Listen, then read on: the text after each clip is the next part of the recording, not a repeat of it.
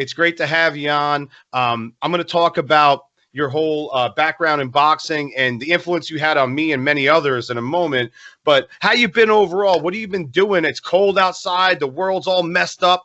What have you been doing to pass the time, brother?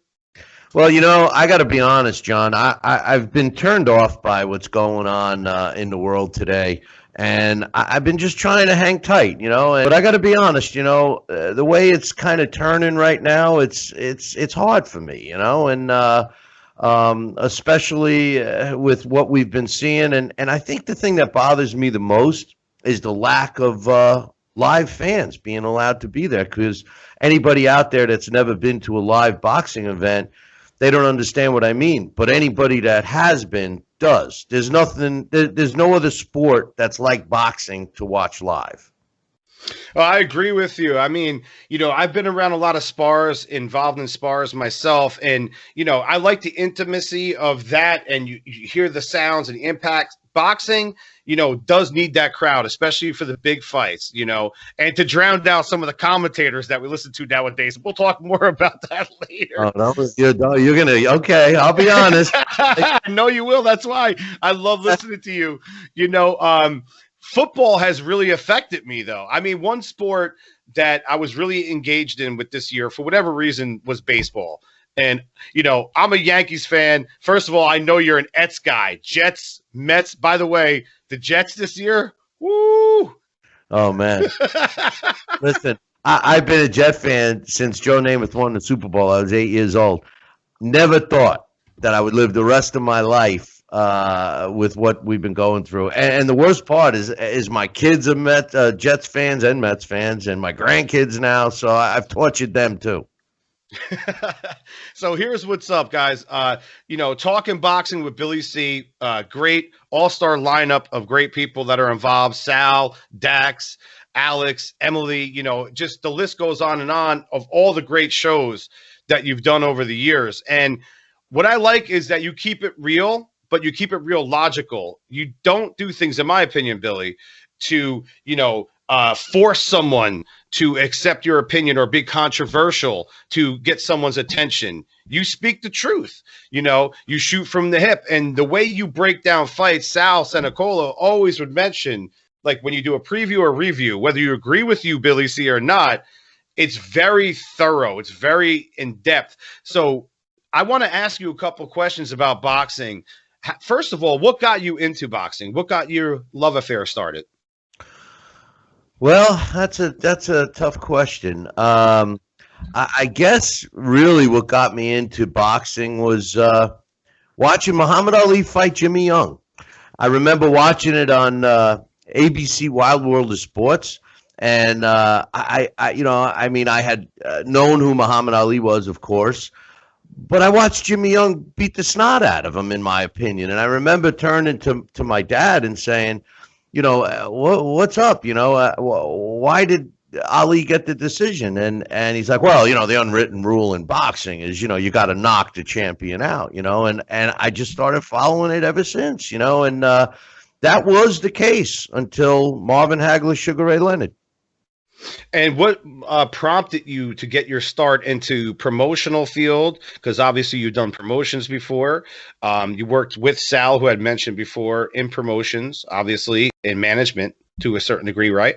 Also, the radio show. I mean, you've been one of the longest running, if not the longest running showrunners for this podcast game and radio show. So what got you involved in trying to take it a step further from just being a fan?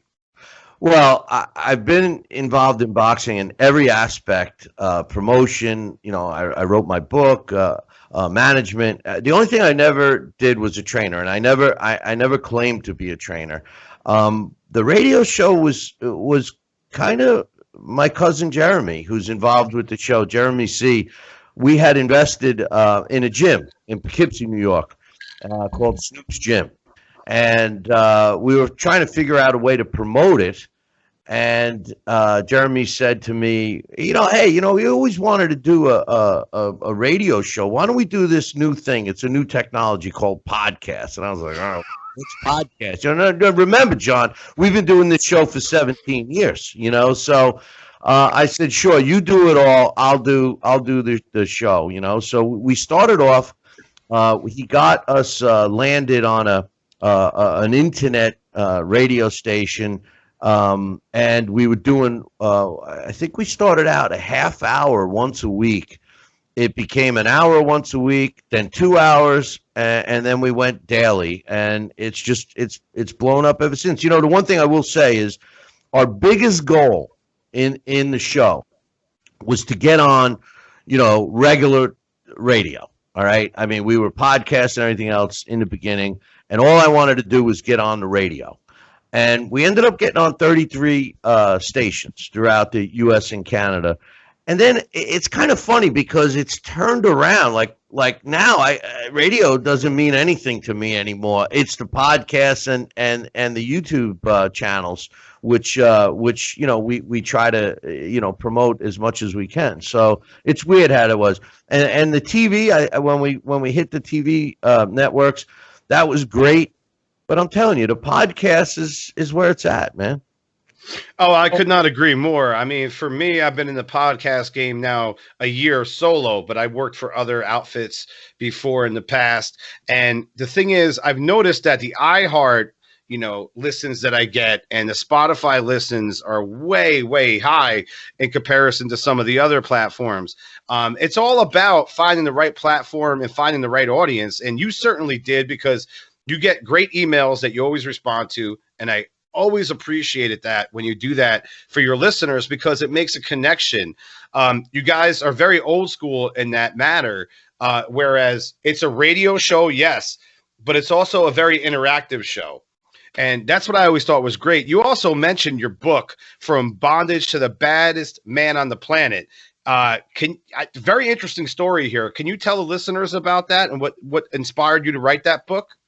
Well, Tom Molyneux, I'll tell you, it's very simple. I had picked up this Boxania, all right, was written by who's regarded as really the first sports guy. His name was Pierce Egan, and he created this a series of books called Boxania. And I got my hands on a copy, and there was a cat up in Toronto who was in the process of republishing Boxania. And I somehow I can't even recall how I met the guy, but he ended up, I bought the first copy, and then he sent me, before he released the other two, he sent them to me. So I had the full 3 sets, the full 3 books of the set. They ended up with a couple of more, but the ones that Pierce Egan wrote were the first 3. And then, unfortunately, Scott passed away and never released it. So I ended up with these 3 copies. And basically, it was a chronicle of the sport of boxing from its beginning in the 1700s in England through Pierce Egan's life. And he was a ringside reporter. He was covering all these fights. Well, anyway, I was flipping through, and it was written, in that style, 1800 style, sort of like the Bible is written. So you really had to, decipher what the terms meant. And I was flipping through it one day, and I started reading about Tom Molyneux and his fight with Tom Cribb for the championship. And considering that Tom Molyneux was described as the Black, his skin was as black as coal. I mean, that's the way he was described. And Tom Cribb, on the other hand, lily white, milk-colored skin, And as I'm reading the story, they start describing this one round, and they said that both combatants inflicted so much damage on them, and they were on each other, and they were covered in blood that you couldn't tell the two apart. It amazed me, and I said, I got to know more about this guy. And it took 7 years of research to find out everything I possibly could about Tom Molyneux. And I don't know if you've ever read the book, but it's only 200. It's not even. It's just about 200 pages. That's it. And it's all based on the research and fact that I uncovered. I actually was going to write. I was going to embellish a little more about what might have taken place. Like, for example, his ship ride from New York to England. I was going to say, well, and know what it probably was like, but I was asked to write a shorter version of the book that appeared in Uncrowned Champions, a book by Colleen Aycock and her partner. And when I was breaking down all the way my book was originally laid out, I decided, you know what? I'm going to get rid of all the embellishment, and I'm just going to print the facts that I had uncovered, and that's what the end result was. Hey, listen, it's not going to win any literary awards, but it's the type of book that once you start reading, you can't put down. And I'm not saying that just because I wrote it. Everyone that has pretty much has liked it. Well, that's the thing I was saying about the way you describe fights and previews and reviews. You're very good at that. And being someone that is a reader and a writer myself, I pay attention to the detail. And like you said, you narrowed it down to only 200 pages. So that really cuts the fat on a lot of things that, maybe you wanted to talk about and deserves credit to talk about, but you also have to target an audience when they listen.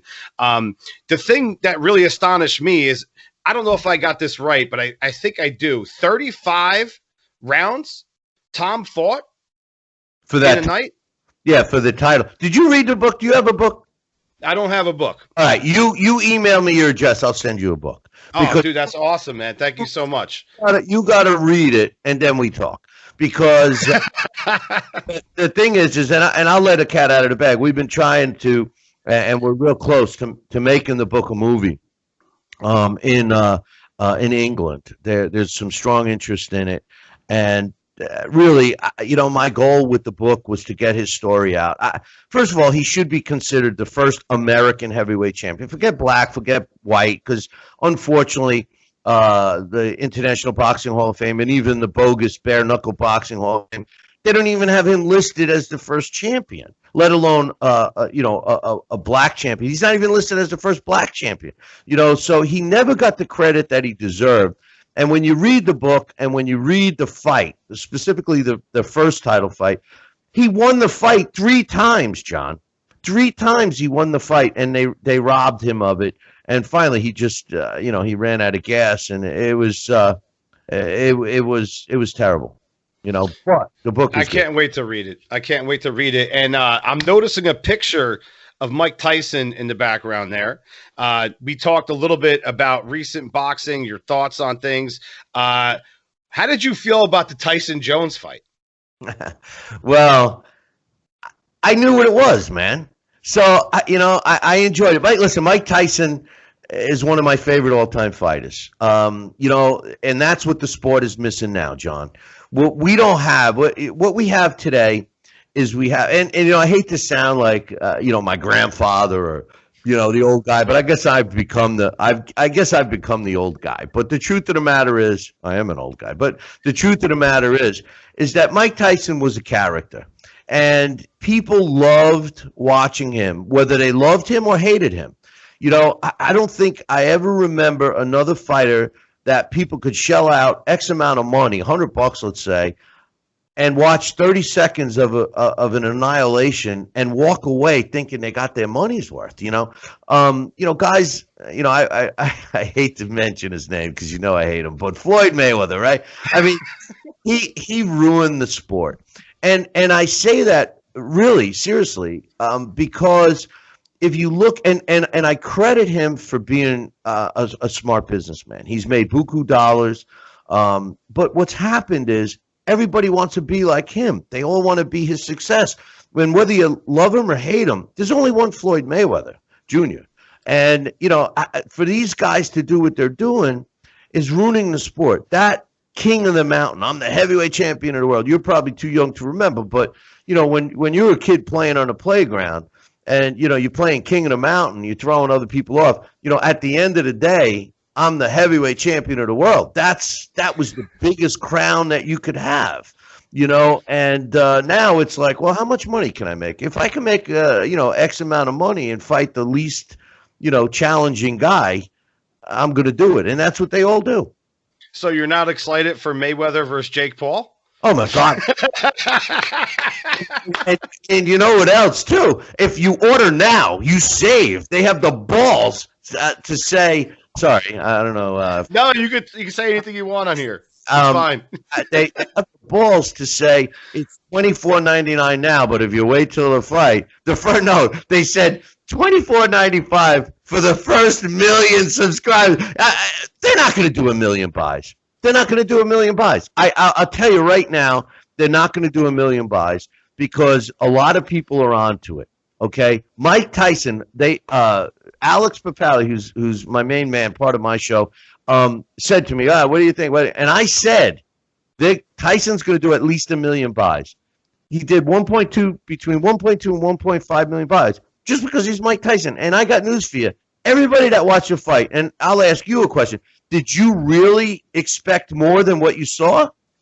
I did like what I saw from a nostalgic value, like the nostalgia to the fight building up. I did like that everywhere I went in Vegas, out here where I live, all the bars, everyone wanted to talk to me about it. I'm like, guys, these are guys that, are in their 50s, way past their prime. I'll watch it for, nostalgia and entertainment. I did think that Mike would win. I did think that Mike won the fight. They gave it a draw. But I think Roy was very apprehensive. But you can't really, take anything, in my opinion, away from that fight other than the fact that respect to both of them. They showed up. Mike is in great shape. And considering the life path that he's been on since, many tragedies that have been highly documented, I don't have to even go there. For him to be at this stage where he seems very peaceful, sometimes, a little bit very peaceful with the peace pipe. But hey, man, if it works for you, and you're not hurting anyone, so be it. But they are in the hurt business. And Roy, I thought, evaded a lot of shots that night to stay away from getting hurt. I think it is what it is. It was an exhibition. Mike Tyson looked phenomenal in terms of being in shape. I'm 59 years old, so I can appreciate it. But I was not shocked. I was a little pissed off about the result because, like you, I thought Mike Tyson won the fight hands down. I was surprised that the judges, especially Vinny, because Vinny Paz, you know what I got? I have a ton of interviews over the last 17 years. When I used to do a lot more interviews than I do now. And I have some classic interviews, and several of them with Vinny Paz. And a couple with a lot of guys that are champions today, like Danny Garcia, or he was a champion. Danny Garcia, Andre Berto, before he became a champion. Yuriorkis Gamboa, when he first swam over on a raft of coconuts. All of that stuff. We have, and I've been always threatening to put it all together, but there's just so much time involved, But I love the sport, and I'm going to miss it. That's for sure. It's hard to put all that together. I've been trying to do that. I've been doing something I called Run It From the Vault, where I have interviews, Pacquiao, Mosley, Holyfield, all great stuff. And it's an honor to be able to go back. But I'm using an old school hand recorder that I'm hooking up to a USB through my computer. And it's like wired up like a hospital patient. Like whenever I'm doing these things, it's like I got wires everywhere. I'm tripping over stuff. I'm falling down, tripping over shit everywhere. So what I'm trying to do is run all those things back, but it's a lot of things to go through. It's a whole lot of content. And I know your extensive background. You did mention Danny Garcia in that last comment that you made. What was your thoughts on how Spence looked? I thought he looked good. He dominated the fight. I thought he won every round. My buddy Larry Hazard, who I love. Larry Hazard and I are tight. I said on my show last week, Larry found 2 rounds to give him, man. When you score in a fight and it's entertaining and, it's seemingly one-sided, you look for rounds to give to the other guy. And I think Larry did that, which is uncharacteristic of him. But I get it. You know what I mean? And I didn't. I love Danny Garcia. I'm not a huge fan of Errol Spence. I think he's talented, and I think he has to fight Terrence Crawford. We have to make the fight. And that's something, John. I tell you something, my man. That's what's missing in the sport today. And, if you would have asked me in 1986, when you were probably still, with training wheels on your bike, the truth of the matter is in 1986, and I don't mean that in any negative way. Oh, of course, brother. I'm kidding with you, my man. But if you would have asked me in 1986 if I thought, and I've said this to people, if I thought I was witnessing the last great era of boxing, I would have laughed. I would have said, "What do you mean? This? The 80s? You think this is great?" And I would have started. Sonny Liston was one of my favorite fighters. Watching Ali and Joe Frazier and Kenny Norton and Ernie Shavers. Ernie Shavers was on my show a bunch of times. When we were doing a Hall of Fame, we had a Billy C Hall of Fame at one point. He came. He would fly anywhere for me if I asked him. I mean, and those guys, the mentality of those guys, and even with my man Sal, the mentality was different. Today, it's the Mike Tyson, Roy Jones Jr. Remember, this is what I'm going to tell you. Mike Tyson, Roy Jones Jr. is the culmination of what has happened to us as a society, not just boxing. Everybody gets a trophy.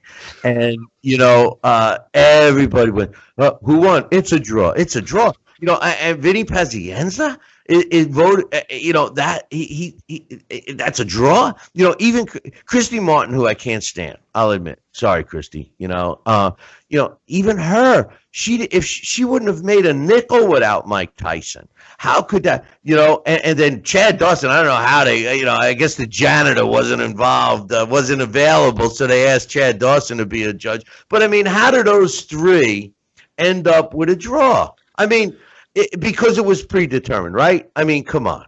Every one of these that we're going to see from here on out is going to be a draw. Nobody's going to win it.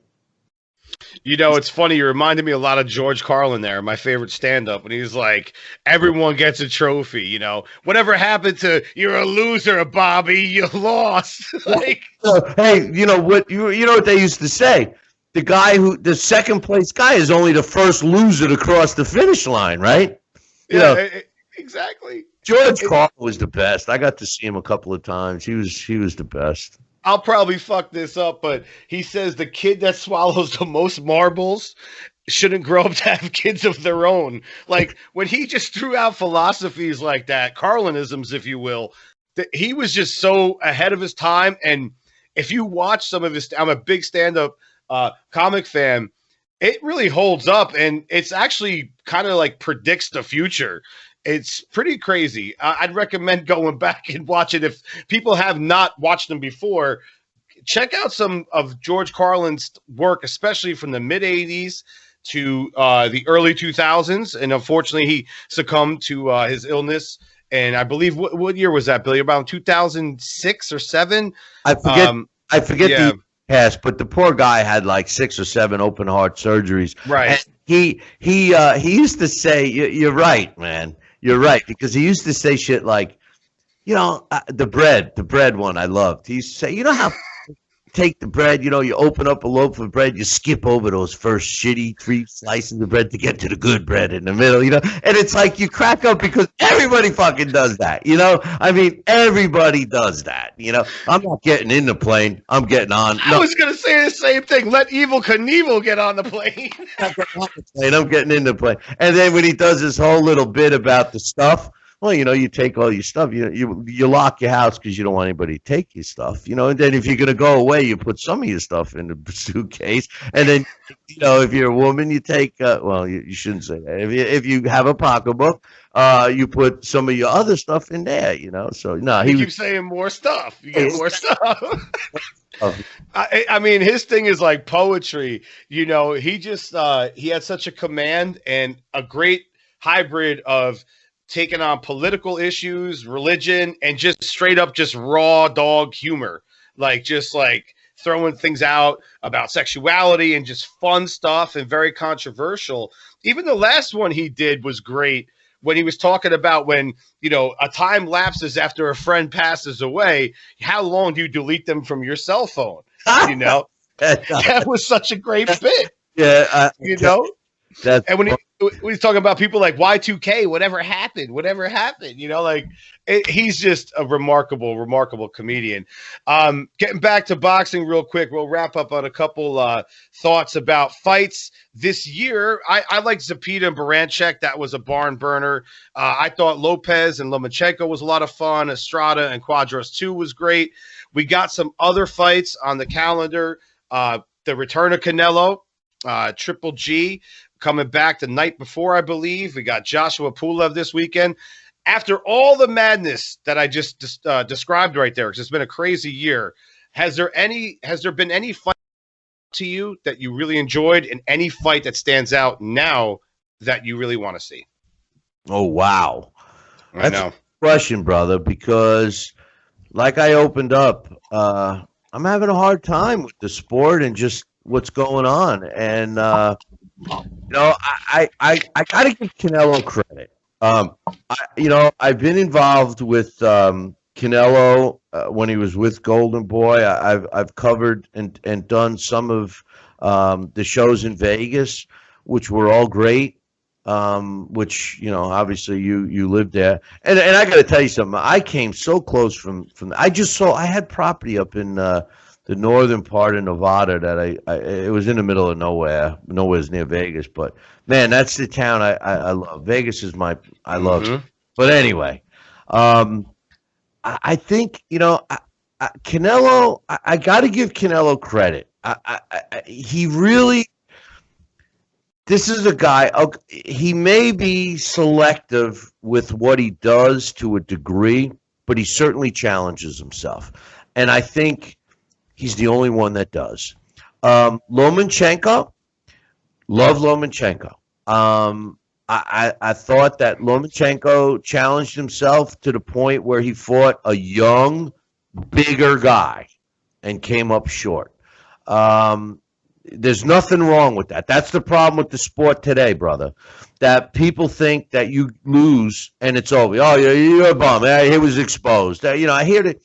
I think the biggest problem I have with the sport today, really, and I could say Floyd, I could say the way the crowds are, but it's the fan. The fan has become, because of social media and the internet, we got a lot of know-it-alls out there. You know what really pisses me off?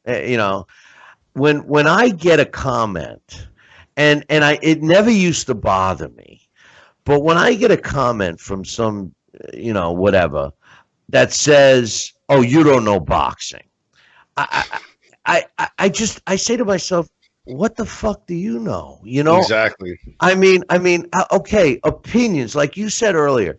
Yes, everybody's got an opinion. I'm not going to knock you for your opinion. If you don't agree with me, that's what makes. Listen, you asked me about my show. I'll tell you what we decided when we were going to do the show. When Jeremy said, "How do you want to do it?" I said, "I'll tell you what, my premise for a boxing show is I want to do a show that is basically like two guys sitting at a bar, having a drink, talking about boxing. That's what I want to do." Salud and Gendon, brother. Exactly, 100%. I said, that's what I want. I want it because when you got two people, they start talking about boxing. They could be talking about a current fight. Next thing you know, they're talking about historical events. That's what I wanted to do my show about. And that's what's missing today. You got these kids, and I hate to say it, I don't want to sound as old as I am, but the kid, "Oh, you don't know boxing. Oh, you don't know this." What? Because I don't agree with you? When I say, "Oh, I don't like Floyd," I get comments like, "Oh, you're a racist." I'm a racist just because I don't like Floyd? How can I be a racist? I mean, it's ridiculous. It burns me up, and I got to be honest. I'm going to tell you on your show that, and it's probably something I should have discussed with my team first, but you're going to be the first one that's going to hear it, and I shit you not. We're done with the Billy C Show. We are going to continue through this year, and then 2021, chances are we may do a show from time to time, but the fan base and the way the sport is going has got me so turned off. And it's not as easy as people think to do a show, to prepare for the show and to produce a quality show is not easy. I mean, I watch some of these other shows, and you got a guy sitting in the car with his cell phone. I'm doing a show. No, that's not a show. Not to me. So it's predominantly because of the fan base, the lack of knowledge, and it bothers me that much. And I just feel that a boxing fan, and I'm a football fan like you, and I'm a baseball fan like you. But the truth of the matter is, there's no sport like boxing that requires some knowledge of the history of the sport. Read a book, learn about, when I hear people say, well, if I can't watch a video, if I can't make a judge for myself how good a fighter was, I'm like, what are you talking about? Before, Jack Johnson, for example, there was no video. So you got to go by all of the articles that are written about. One of the things and you'll see, and when I send you my book, do me one favor, read it from cover to cover, including, like a lot of people, including myself, you skip over some of the preface and some of the other comments. Read it cover to cover, because there's a spot in there where, I kid you not, when I released the book, I had a guy. I put it in here. It was before I released. I was talking about the book, and I was promoting a little before it came out. And I had a listener email me and said, "Oh, I want to learn more about Tom Molineaux. Can you send me any video clips?" Video. It wasn't even newspapers, I mean, it was like, video clips. We're talking about 1810, but anyway. It makes you wonder about sometimes, like, I stay away from negative comments. They do come through every once in a while. And it's ridiculous, like some of the things people will say. They're like, this is a fake show. Did you really have this guest on? I'm like, what are you, a fucking moron? You could see me and them together. We're going back and forth. We're having fun. They're referring to me by my name and my geography location in Vegas. And we're talking like, I'm not going to bother with that kind of bullshit because it's negative. What happens is a lot of people, I think they're just trolls. Like, I mean, you guys, I've been listening to your show now for 3 years, and it's ironic that the next question I was going to ask is that you said you had made a point that you're going to miss boxing. So I took the hint. I'm like, and I kind of saw that it was coming with you guys, but I want to say that your listening audience, I think, are always those of the more intellectual fight fans, because you guys got that diehard show. You break down a fight, Billy C, and review it with your cast of characters. I'm not going to say they're characters. They're great personalities. They're great intellectual people. They're characters. Okay, yeah, they're characters. You meet them in person. Now, when we were all in Vegas, and we're having fun. Trust me, we're characters. I could see that. I'd love to hang out with you guys. In better times. Like I said, yeah, invite me out to Vegas. I just told you it's my favorite place. Bring me anytime. I mean, I live 15 minutes from the Strip. I've been out here for almost 6 years, from originally New Jersey, like I mentioned before, and I love it out here. If you have a good head on your shoulders, I mean, every once in a while, you go out there and maybe you spend a little bit too much, but I got to say, it's beautiful. The property taxes are low. Things are just a little bit more affordable. It's weird over here now because the way of the world right now, Billy C, I'm going to tell you, it makes no sense. Like, you could go to a casino and sit at a slot machine, right? And, you could smoke cigarettes and all this type of stuff and do all these things, but you got to mask up the whole time. You walk 5 feet away from that said slot machine into a restaurant, it doesn't matter. You could have the mask off. Everyone's on top of each other. It's a very weird time right now, brother. It is. And the thing is, it is a bad time and people have to be cautious. But at the end of the day, it's related to boxing. And I say this because just like we were joking around about everybody gets a trophy, as a society, we've become weak. There's certain political figures or just opinions that people say, well, you can't go outside. You got to stay in a house. You know what? We're going to run and hide. I mean, the truth of the matter is if somebody said to me, hey, the plague is outside. If you go outside, you take a breath, you're going to drop dead. I won't leave my house. But, if I got to run the risk of doing what I got to do to live a normal life, I'm going to do it. And that's my thought, and it's a shame. And you're right. It's a trying time for sure. And I love Vegas. Love it. I got two things to throw at you before I let you go, brother. I saw someone the other night when I went out to dinner at a local casino over here, sitting down on a slot machine and hitting a cigarette through their mask. How did that happen? How did that happen? So now I got to watch him. That's an extra filter, right? So I'm watching him. I'm like, he's clearly drunk. Like, is he going to go back for another one? Not only does he go back for another one, he starts to drink through the mask. I said, oh, my God. I said, you know what, brother? Yeah, these are the times we live in. I went and worked out, yesterday. I'm going to go work out in a little while. And I'm running on a treadmill with a mask on.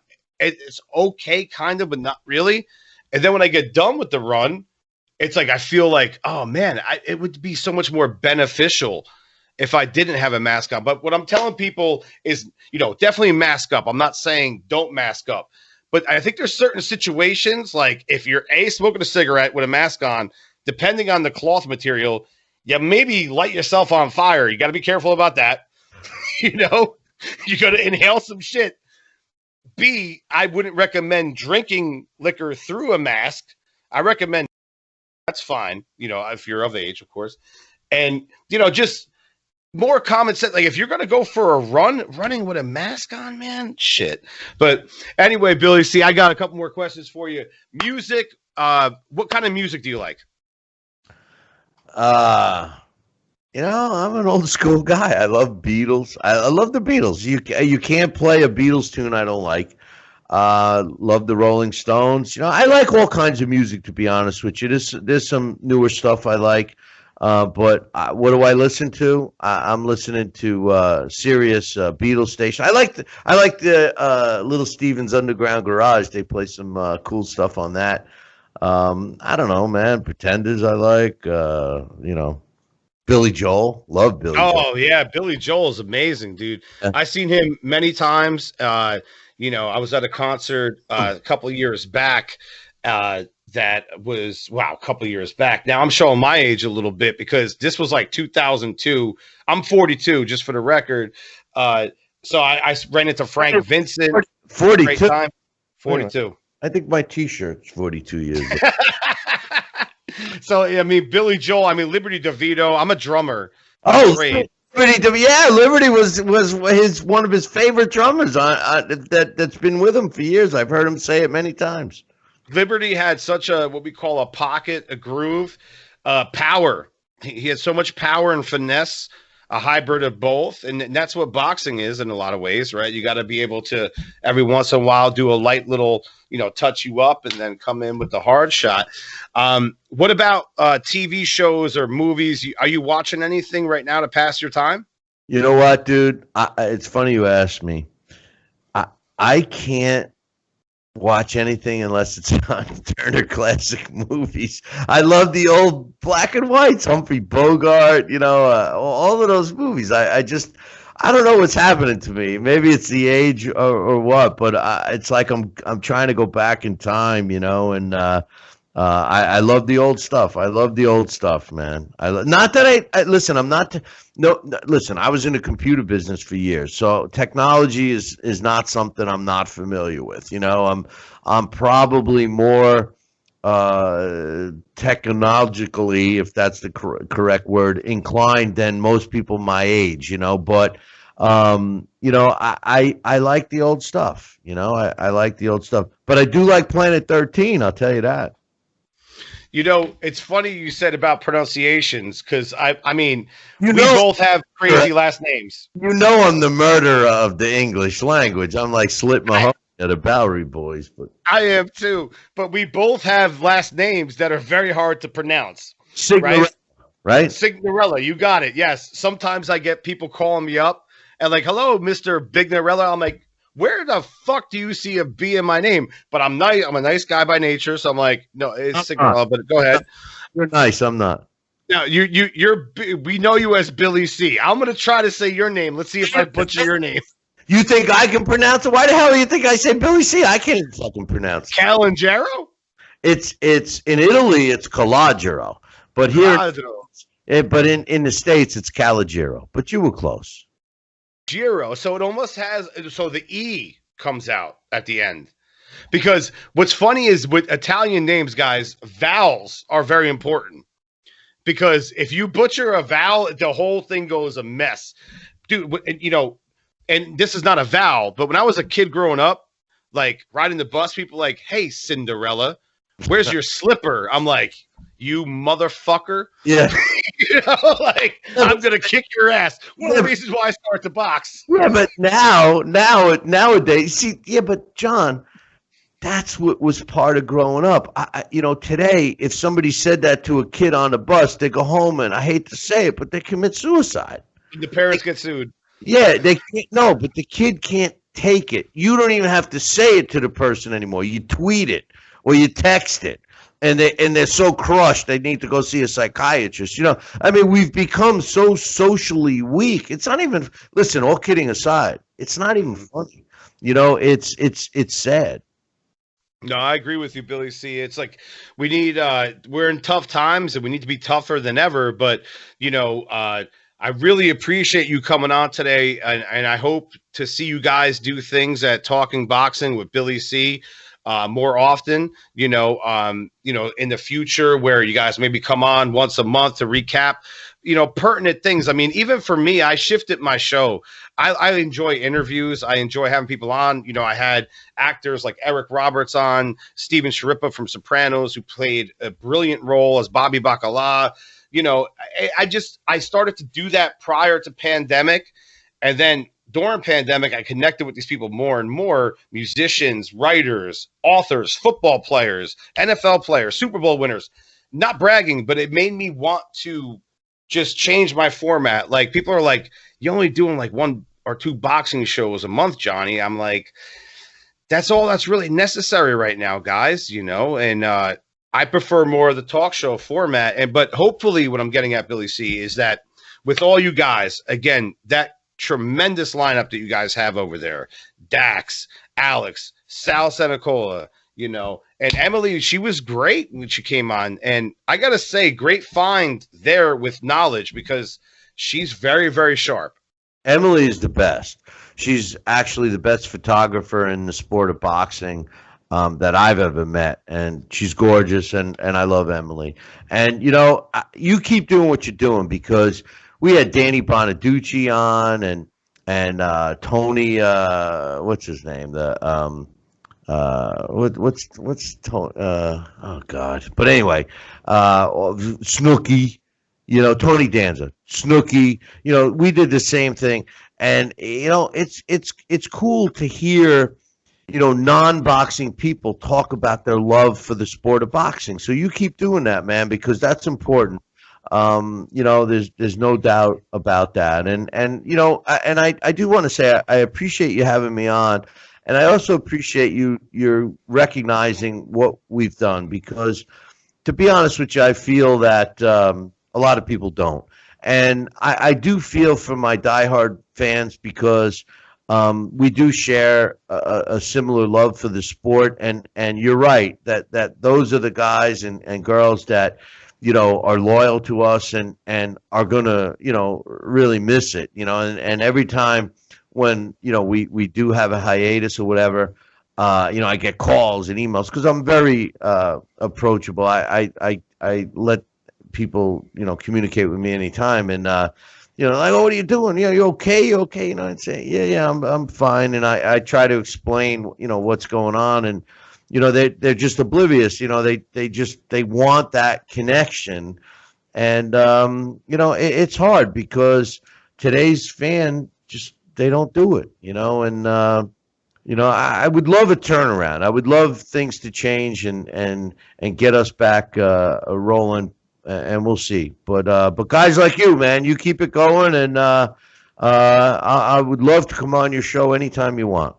Thank you, Billy C. And I tell you what, man, like there's only a few podcasts I listen to, and you've been definitely one of the most listened to in my catalog. I probably keep it down to about 2 or 3 different shows. And the problem was with my podcast listening is that everyone talks about the same thing. They talk about the obvious. You guys always offer great, great points. I mean, sometimes I'm listening to Dax and I'm like, wow, this guy really looked at it from like every single angle. And then, of course, Alex will do his thing, and Sal has the ring experience, and Emily, as a photographer, she has the eye. She's seeing things differently. If you're taking photography, you're going to see things differently. And she would talk about that. And I thought that was really expressive. For me, I'm a very deep person, deep thinker when it comes to what people do and when I appreciate it. And that content, Billy C, that you guys been doing is second to none.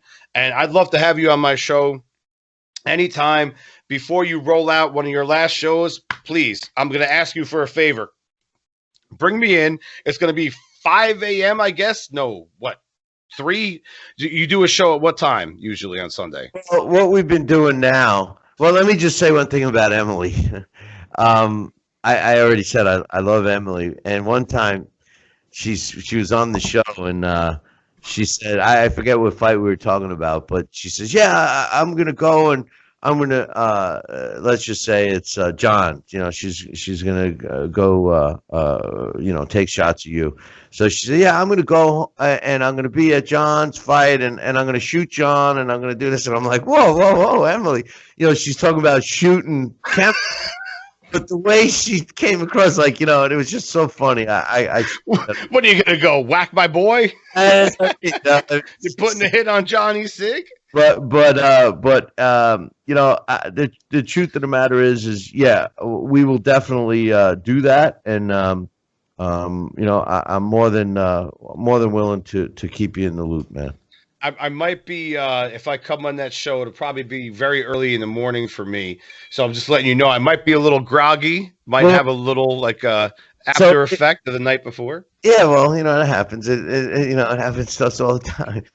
It would be probably 5 a.m. for you. Yeah. But we could let you sleep till maybe 5.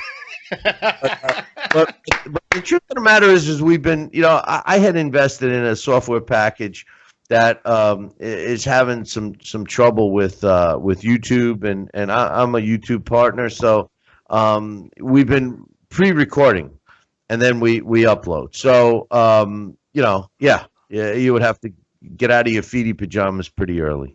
I'll do it for you, Billy C, because you know what, brother? I appreciate you doing this for me, and it'd be an honor to be on your show. I mean, it means a lot to me. Like, I'm a huge boxing fan, and like I said, I grew up listening to a lot of different commentators and podcasters and people that are knowledgeable that get my attention, that it's almost must-hear content.